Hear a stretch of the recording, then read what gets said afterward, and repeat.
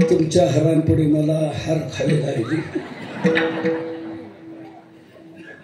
सर्वांचं एक नामचिंतनावरच प्रेम आहे।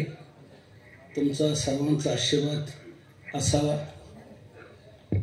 तुकोबरायांनी विठ्ठल या 3 अक्षरी मंत्राची सुलभता आणि सफलता आपल्या लक्षात आणून दिलेली आहे। आतापर्यंत आपला पहिल्या चरणाचा विचार झालाय, अजून पुढची 3 चरण शिल्लक आहे। 2-3 तासात त्याचा विचार करू, घाबरू नका। उद्या 5 मिनिटातच भाव सांगतो आणि सेवा संपवतो।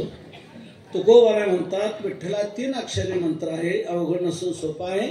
सोपा आहे म्हणून फलात कमी समजू नका, फलात महान आहे। फलात महान असा की तुमच्या पापाला मुळरहित करून टाकेल। मग असा सोपा असून जर महान फलदायी आहे, मग सर्व का करत नाही? तुकोबराय सांगतात दुर्दैवी म्हणून हरिशीन भजत दैव हत ज्ञानोबा म्हणतात, करंटे कपाळ ज्याचे नाम नाही वाची। पण जे भाग्यवान आहेत त्या भाग्यवंताला मात्र नामचिंतनाचा छंद लागतो। भाग्यवंता छंद मनी, भाग्यवंतांच्या अंतःकरणाला नामचिंतनाचा सारखा छंद लागतो। ते सतत नामचिंतन करत असतात, सतत नामघोष ते करत असतात।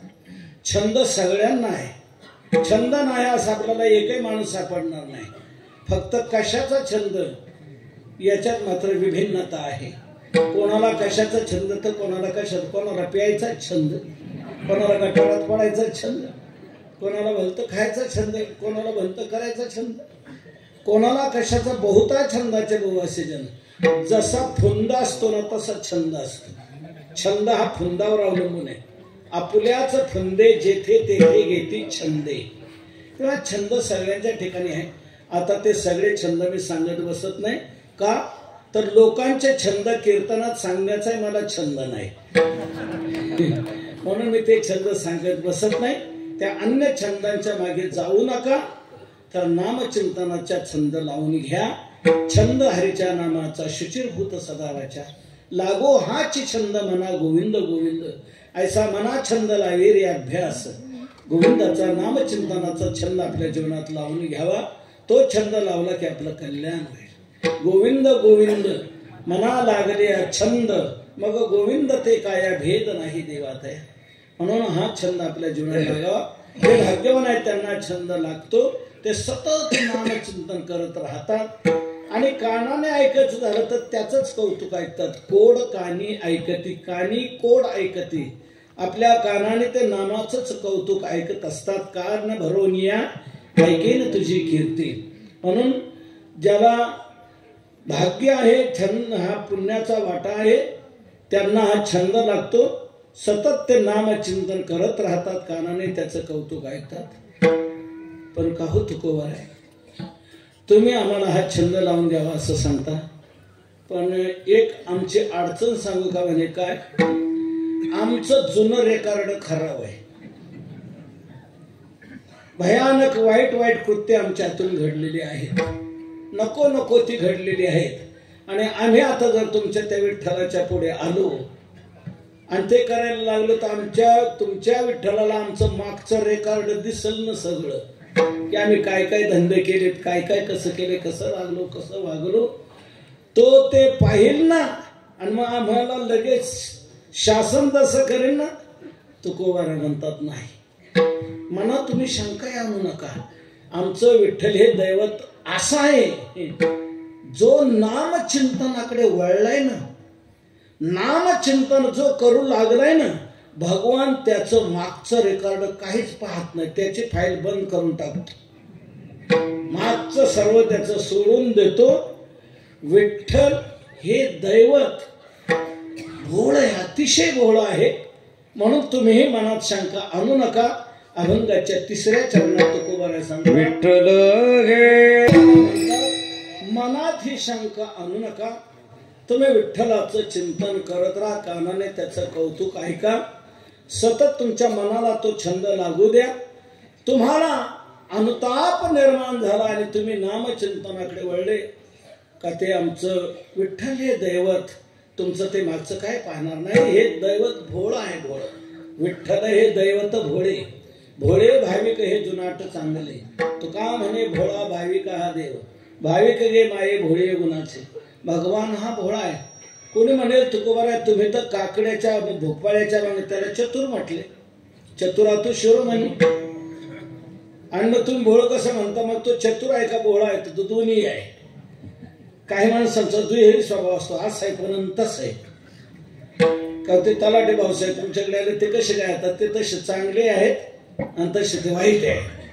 अरे चांगलं म्हणणार आहे तर वाईट म्हणून, तर चांगले आहेत आणि वाईट आहे म्हणजे चांगल्या करता चांगले आणि वाईटा करता वाईट. चांगल्या करता ते चांगलेच आहेत, वाईटा करता मग वाईट, मग त्यांना म्हणतात तलाटे. तलाटे म्हणजे काय? ब्रह्मदेव जे न लिही ललाटी ते लिही तलाटी. काय लिहून टाकेल आणि काय करेल सांगता येणार नाही.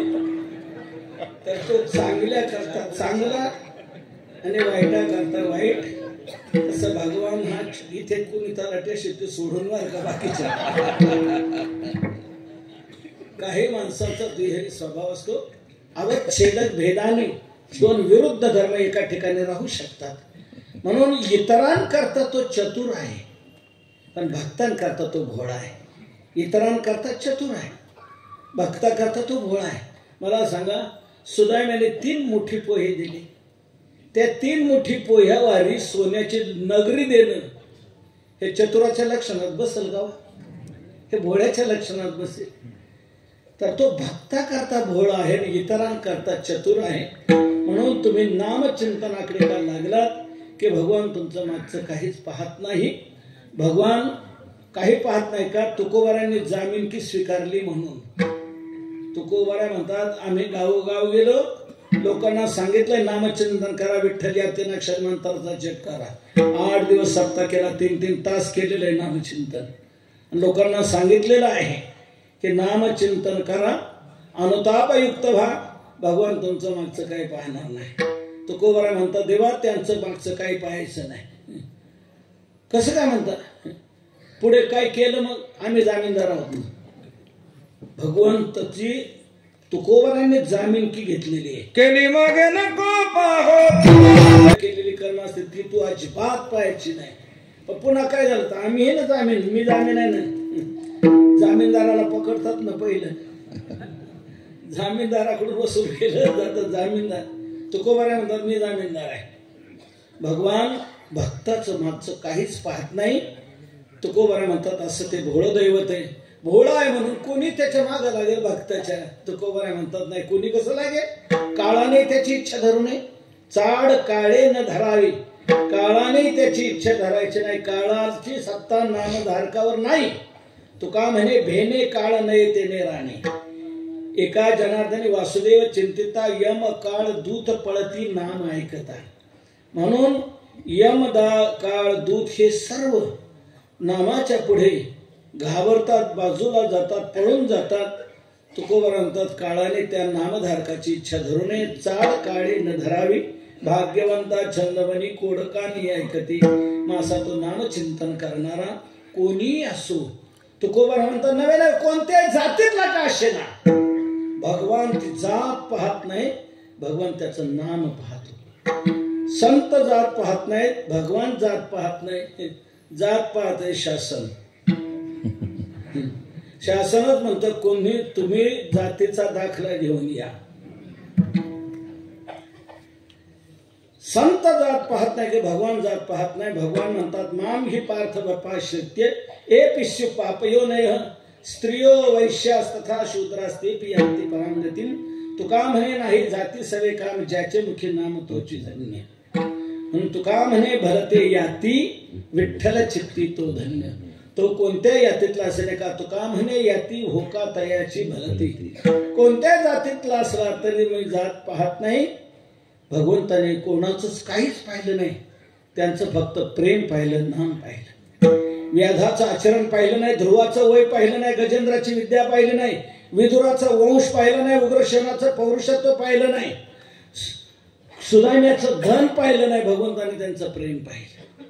व्याधस्या चरणम ध्रुवस्य वयो विद्या गजेंद्रस्य का जातिर्विदुरस्य यादव पते रुग्रस्य किम पौरुषम कुब्जाया कमनीय रूपमधिकं किंतत् सुदाम्नो धनम भक्त्या तुष्यति केवलम केवलम भक्त्या तुष्यति न च पुनैर भक्तिप्रियो माधव. म्हणून भगवान बाकीचं काही पाहत नाही. भगवान फक्त नाम पाहतो, प्रेम पाहतो. मग तो कोणत्याही अतीतला असे नका तुकोबराय म्हणतात तो धन्य आहे. विठ्ठल चित्ती तो धन्य, तो धन्य.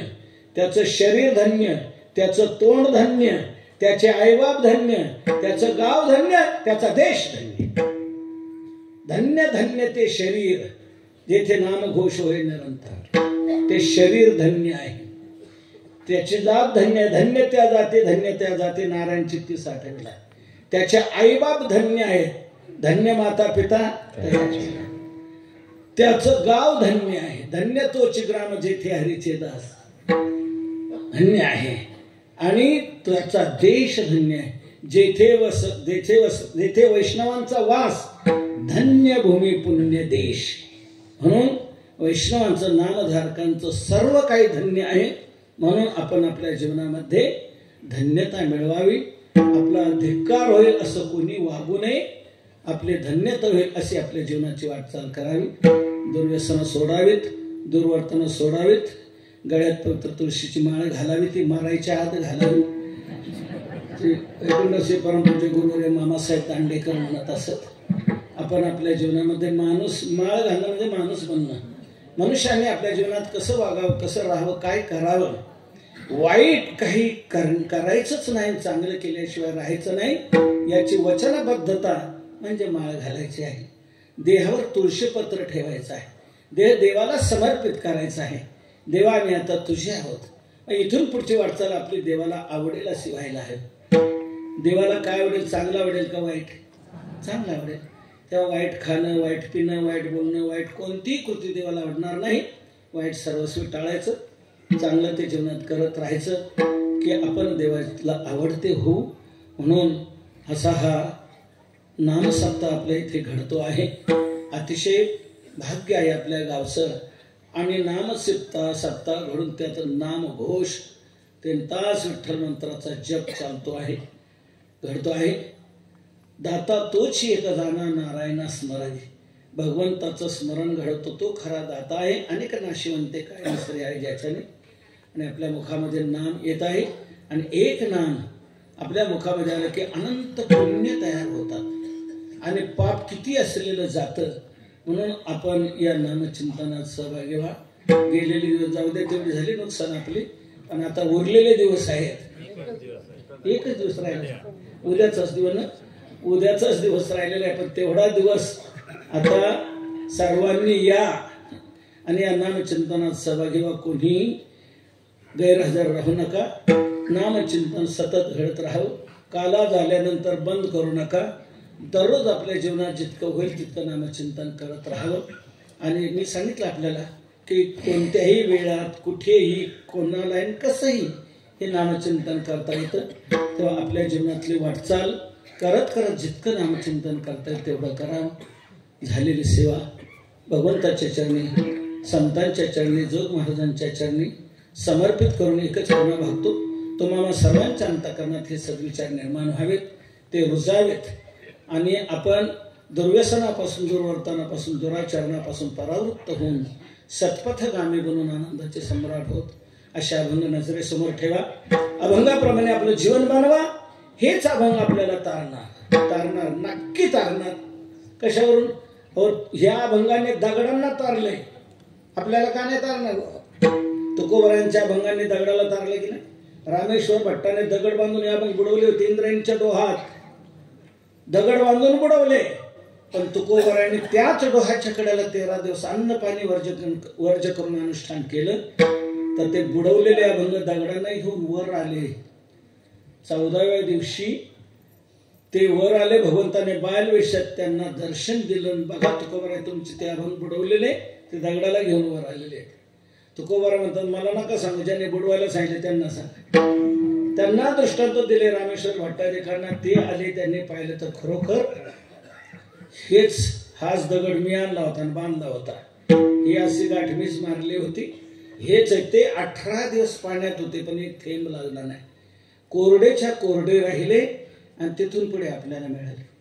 जी तुकोबाराची गाथा आपण आता वाचतो ना, ही आपल्या हाताला कधी आली? तिथे तरल्यानंतर आली. तिथे जर ते बुडाले असते तर आमचे वैकुंठवासी गुरुवारी मामासाहेब दांडेकर नेहमी म्हणत, ते तरले म्हणून आपण तरलो. ते जर बुडाले असते तर आपणही बुडालोच असतो. म्हणून ते अभंग जिथे तरले त्याच तारक जागेवर त्या अभंगांचं चिरस्मारक व्हावं. दगडाला घेऊन तरले म्हणून दगडावरच कोरून व्हावं म्हणून गाथा मंदिराची योजना तिथे देहूला राबवण्यात आली. त्याच डोहाच्या कडेला त्याच प्रासंगिक जागेवर पूर्ण गाथा उच्च प्रतीच्या मार्बलवर कोरून लावला गेलेला आहे. जसं काशीला मानस मंदिर आहे, अयोध्येला वाल्मिकी रामायण मंदिर आहे, आणि तसं आपल्या महाराष्ट्रात गाथा मंदिर आहे. हे महाराष्ट्राचं वारकरी संप्रदायाचं वैभव आहे. पूर्ण गाथा उच्च प्रतीच्या मार्बलवर कोरून लावलेलं आहे. अयोध्येला वाल्मिकी रामायण मंदिर आहे. वाल्मिकी रामायण मार्बलवर कोरलेलं मंदिर अयोध्येला आहे. अयोध्येचा महत्वाचा आनंदाचा क्षण आता आपल्या जवळ आलेला आहे. येत्या 22 तारखेला राम लल्लाच्या मूर्तीची स्थापना तिथे मोठ्या आनंदात होणार आहे. बऱ्याच वर्षाचा लोंबकळत असलेला प्रश्न सुटला आणि तिथे दिव्य असं मंदिर उभं राहत आहे. आपल्याला ते दर्शन घडणार आहे. मोठा भाग्याचा योग आहे. आपल्याला सर्वांना तिथे जाता येणार नाही, पण मी जाणार आहे. 20 तारखेला जाणार आहे. महाराज जाणार आहेत. निमंत्रण आलेलं आहे तसं मला. तर आपल्याला ज्यांना आलेले आहेत ते जाणार आहेत. पण आपण इथे राहिलेले आपण अयोध्येलाच आहोत असं समजा. आणि त्या दिवशी 22 तारखेला आपणही त्यावेळेला नामचिंतन करा, भजन करा, कथा करा, कीर्तन करा, गुढे उभारा. एक आनंदाचा सर्व सण आपले वर्षभरातले सण एकाच दिवशी 22 तारखेला आहेत असं समजा. आणि आनंदाचा त्या दिवशी पुण्याचा काल, अतिशय महत्वाचा काल आपल्या जीवनात प्राप्त झालेला आहे. तर आता यानंतर आपल्याला पुन्हा मथुरेचे मंदिर आपल्याला पाहायचं आहे. स्वामी गोविंददेवगिरीजी महाराज या मंदिराचे कोषाध्यक्ष आहेत, तिकडे उपाध्यक्ष आहेत. योग चांगला आहे आपल्या देशाचा. आपली हिंदू संस्कृती ही एक अतिशय जगात श्रेष्ठ ठरलेली संस्कृती आहे. आणि या संस्कृतीचं जतन होण्याकरता आपल्याला अशी मंदिरं, हे स्थान, भगवंताचं स्थान, संतांचं स्थान, हे वाङ्मय हे आपल्याला निश्चित तारणार आहे, रक्षण करणार आहे. तुकोबारायांच्या अभंगाचं ते चिरस्मारक देहूला तिथे उभं राहिलेलं आहे. माझी आपल्याला सर्वांना विनंती आहे, देहूला या. एकदा आपण आलेच असाल, जे कोणी आले नसतील त्यांनी आता ठरवा यायचं आणि बीजीच्या उत्सवाला जरूर या. तिथे आपल्याला तो पूर्ण गाथा उच्च प्रतीच्या मार्गावर कोणीला पाहायला मिळेल. तसेच अभंगाच्या भावाप्रमाणे चित्रे तिथे आपल्याला पाहायला मिळतील. तसंच तिथे भक्त निवास आहे, तिथे अन्नपूर्णा सदन आहे. तिथे दर्शनाला आलेल्या भाविकांना रोज जेवण दिलं जातं. दुपारी 12 ते 2 या वेळेमध्ये दर्शनाला आलेल्या भाविकांना जेवण असतं. दररोज 500-700 लोक रोज जेवत आहेत. रविवारी सुट्टीच्या दिवशी तर 1000-1500 लोक असे असतात. असं रोज तिथे अन्नदान 2012च्या गुढीपाडव्यापासून आपण सुरू केलेलं आहे. अन्नदान आहे, तसंच आरोग्यदान आहे. दर बुधवारी तिथे आयुर्वेदाच्या दृष्टीने शारीरिक चिकित्सा केली जाते आणि मोफत औषधं दिली जातात. प्रत्येक महिन्याच्या पहिल्या बुधवारी नेत्र चिकित्सा केली जाते आणि त्याचं औषधोपचार केले जातात. मोतीबिंदू असेल तर त्याचं मोफत ऑपरेशन वगैरे केलं जातं. असे आरोग्यदानाचंही तिथे कार्य आहे. तसंच अन्नदानाचं आहे, तसंच ज्ञानदानाचं आहे. अभंग तिथे दगडावर कोरून लावलेत. ते आता जगाच्या हृदयावर आपल्याला कोरायचे आहेत. आणि जगाच्या हृदयावर कोरण्याकरता जगाच्या भाषेत गेलं पाहिजे. म्हणून संस्कृत, इंग्रजी, हिंदी आणि मराठी 4ही भाषेत शिक्षण देणारं गुरुकुल तिथे सुरू केलं. आता 1,200 मुलं तिथे शिक्षण घेतात सध्या आणि 4ही भाषेतून शिक्षण दिलं जाते. स्वामी गोविंददेवगिरीजी महाराजच बीजेच्या आदल्या दिवशी तिथे प्रवचनाला असतात आणि त्यांच्या समोर मुलांचं प्रतिभा प्रदर्शन होत असतं. 4ही भाषेत मुलं कशी बोलतात ते पाहतायत, ते कौतुक करतायत. तर या प्रकारे हे जगापर्यंत आपल्याला पोचायचं म्हणून जगाच्या भाषेत गेलं पाहिजे. म्हणून या प्रकारचं शिक्षण तिथे दे. 7 वर्ष आपण शिक्षण तिथे मुलांना देतो. 10वी पास झालेल्या मुलाला प्रवेश आहे. 11वी ते 17वी हे जे तुमचं 7 वर्षाचं शिक्षण शालेय, हीच योग्यता असलेलं संस्कृत माध्यमातून आध्यात्मिक शिक्षण आपण तिथे देतोय. काशीला जे संपूर्णानंद विश्वविद्यालय आहे त्या विश्वविद्यालयाचाच अभ्यासक्रम आपण घेऊन त्याप्रमाणे प्रस्थानत्रयी, वेदांत प्रस्थानत्रयी, गीता, उपनिषद, ब्रह्मसूत्र आणि आपले वारकरी प्रस्थानत्रयी आणि त्या प्रस्थानत्रयाच्या अभ्यासाला मूलभूत लघुसिद्धांत, कौमुदी वगैरे शिक्षण, तर्कसंग्रह, सांख्यकारिका आदी करून हे सर्व शिक्षण दिलं जाते. 7 वर्षात. 5 वर्षात तो मुलगा शास्त्री होणार आणि 7 वर्षात तो आचार्य होणार. तुमच्या लौकिक भाषेत 5 वर्षात तो BA होणार, 7 वर्षात तो MA होणार, शासकीय प्रमाणपत्र त्याला प्राप्त होणार.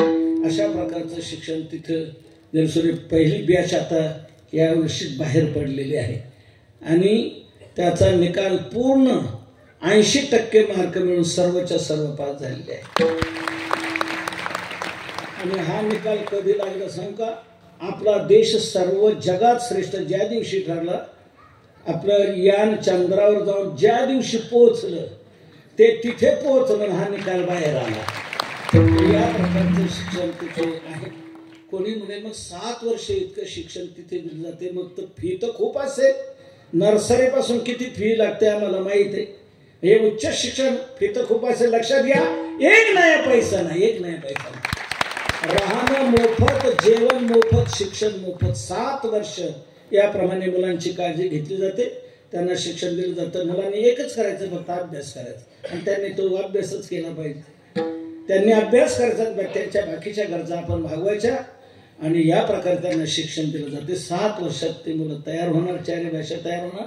1 नया पैसा त्यांच्याकडून घेतला जात नाही, म्हणून त्यांना काही खर्च न होता दिलेला आहे. त्यांना निष्कामतेने मिळालेलं आहे, तर त्यांनी पुढे समाजाला काही न घेता, न ठरवता द्यावं, काही न घेता द्यावं, निष्कामतेने द्यावं. आपली जोग महाराजांची परंपरा जी आहे, वारकरी संप्रदायाची जी परंपरा आहे, ती परंपरा चालवावी, सांभाळावी. ह्या प्रकारचं हे शिक्षण तिथे देणं सुरू केलेलं आहे. ही जे गाथा मंदिर खूप सर्व काय होत आहे तुमच्या सर्व लक्षात राहणार नाही, तेव्हा तुमच्या लक्षात येण्याकरताच आम्ही एक तुकोबारा दिनदर्शिका प्रकाशित केलेली आहे.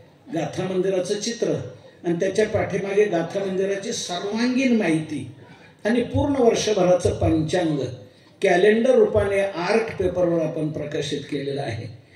समोर गाडीमध्ये मिळेल. त्यात सर्व गाथा मंदिराची माहिती, झालेलं आणि पुढे करायचं हे सर्व त्यात दिलेलं आहे.